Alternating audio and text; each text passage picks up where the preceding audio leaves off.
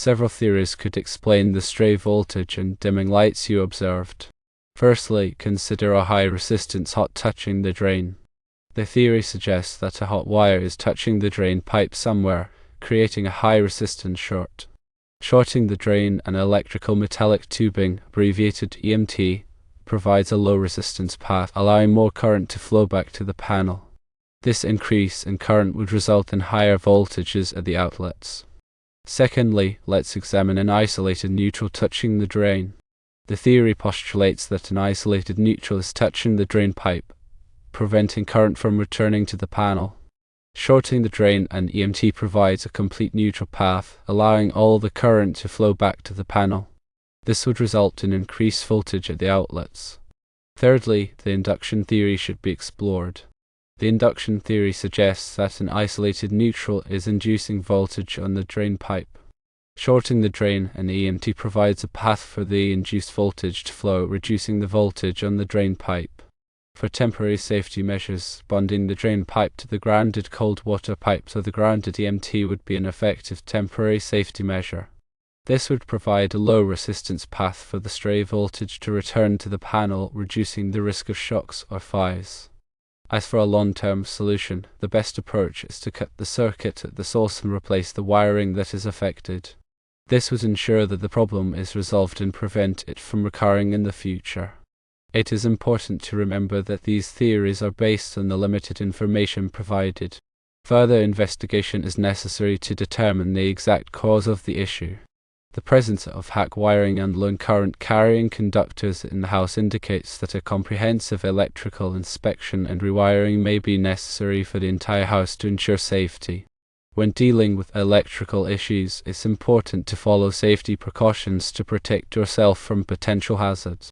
These precautions include 1. Always de-energize the circuit before working on it. Turn off the circuit breaker or remove the fuse that supplies power to the circuit you'll be working on. Use a non-contact voltage tester to verify that the circuit is de-energized before proceeding. 2. Wear appropriate personal protective equipment, abbreviated PPE. This includes safety glasses, insulated gloves, and appropriate clothing. Avoid wearing jewelry or other conductive items that could come into contact with live electrical components. 3. Use insulated tools. Make sure that the tools you use are properly insulated and in good condition. Inspect them for any damage before each use. Replace any damaged tools immediately. 4. Never work alone. It's always a good idea to have someone nearby who can assist you in case of an emergency. This person should be familiar with basic electrical safety procedures and know how to shut off the power if necessary. 5. Be aware of your surroundings. Keep your work area clean and free of clutter. Avoid working in wet or damp conditions, as water can conduct electricity and increase the risk of electric shock. 6. Follow the National Electrical Code, abbreviated NEC. The NEC provides guidelines for safe electrical installations and practices. Familiarize yourself with the relevant sections of the NEC and follow them carefully. 7. When in doubt, consult a qualified electrician. If you're not comfortable working on electrical systems or if you're unsure about any aspect of the job, it's always best to call a qualified electrician. They have the knowledge and experience to handle electrical work safely and effectively. 8. Test your work. After you've completed the electrical work, test it to make sure it's working properly and that there are no safety hazards. Use a multimeter to check for proper voltage and current levels and inspect the wiring for any loose connections or exposed conductors.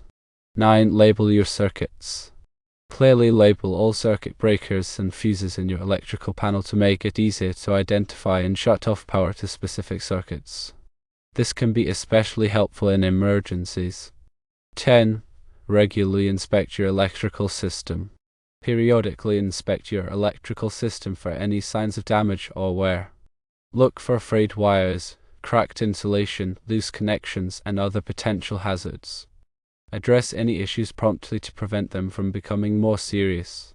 When troubleshooting electrical problems, it's important to use the right tools and equipment to diagnose the issue accurately and safely. These tools include 1. Multimeter. A multimeter is an essential tool for measuring voltage, current, and resistance in electrical circuits. Use it to check for proper voltage levels, identify open circuits, and detect short circuits. 2. Non-contact voltage tester. A non-contact voltage tester is used to detect the presence of voltage without making direct contact with electrical conductors. It's a useful tool for quickly checking if a wire or component is energized. 3. Circuit tracer. A circuit tracer is used to identify the path of a specific circuit within an electrical system.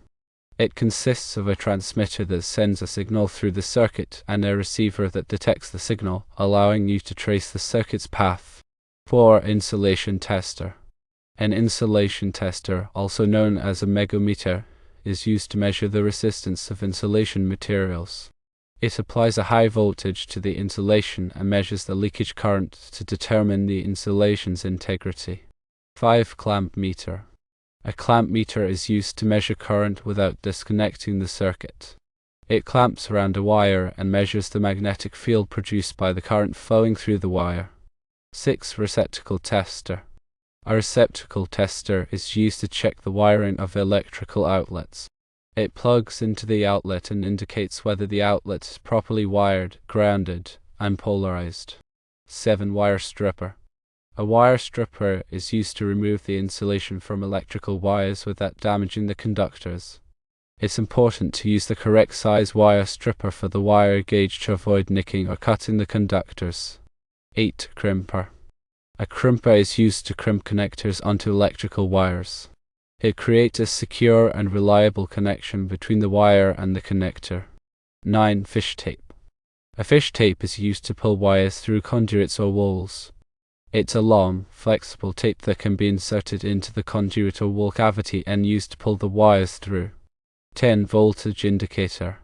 A voltage indicator is a simple device that provides a visual or audible indication of the presence of voltage. It's a quick and easy way to check if a circuit is energized before working on it.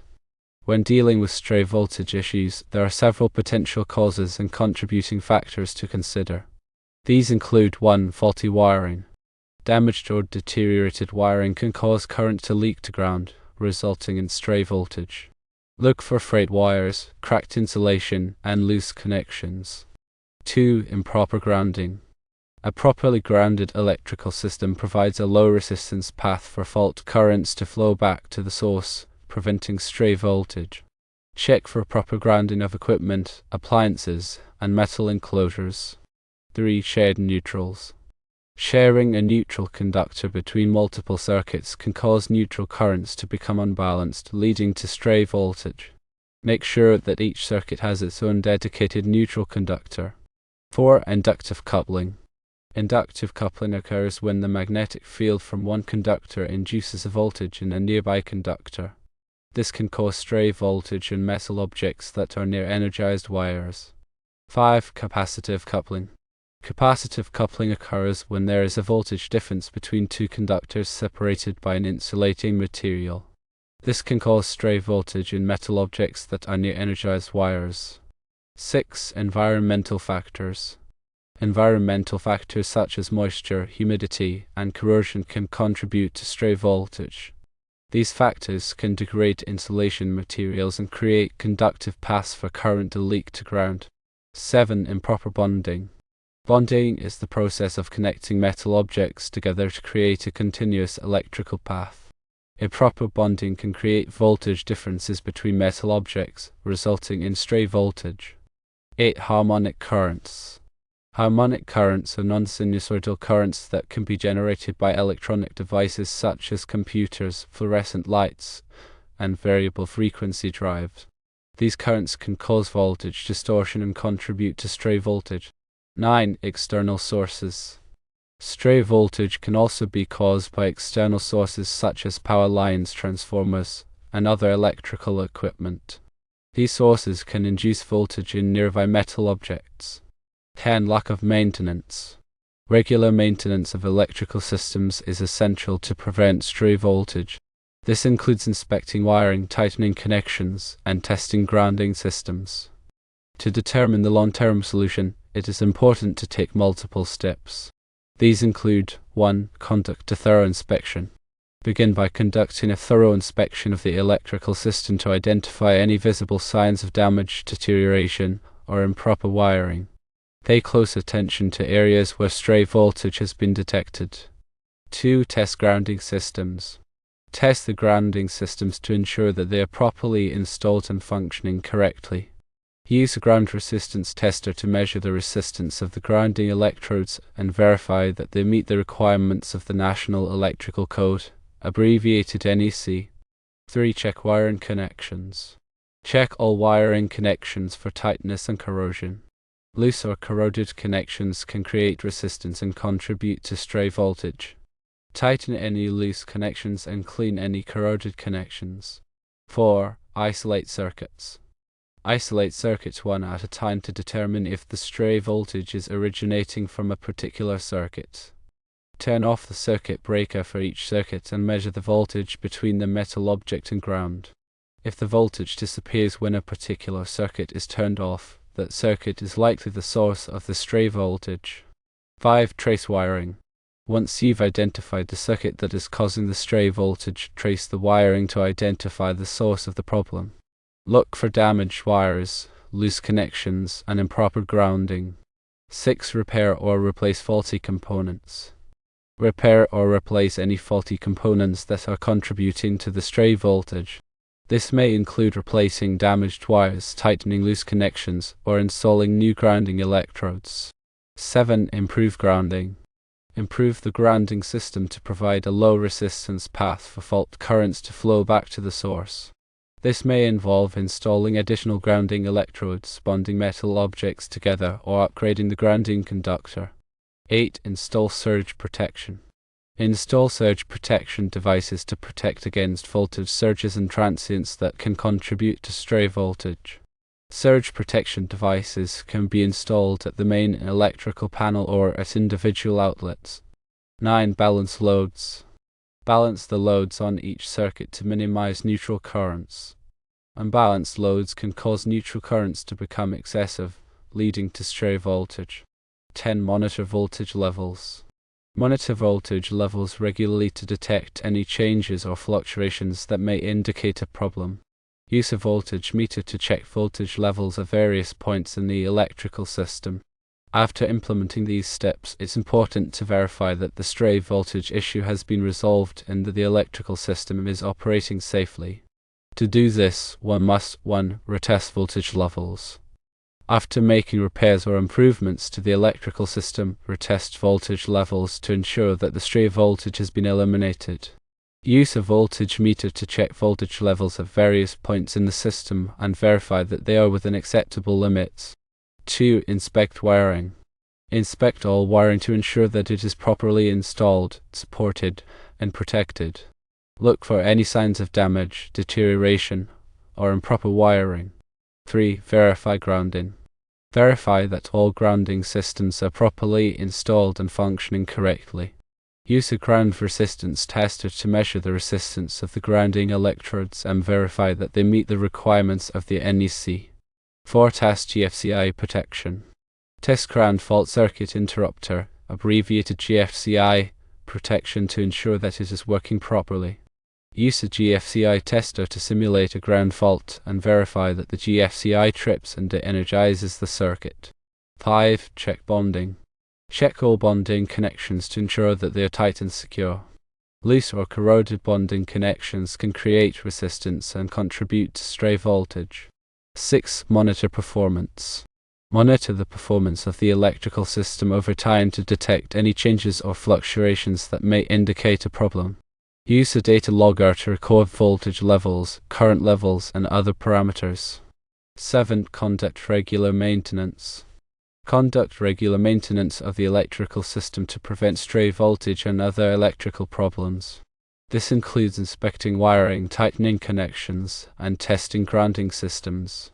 If you're not comfortable performing these tasks yourself, it's best to hire a qualified electrician to do the work for you.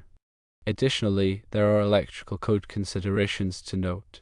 The National Electrical Code, abbreviated NEC, contains specific requirements for grounding and bonding to minimize stray voltage and ensure electrical safety.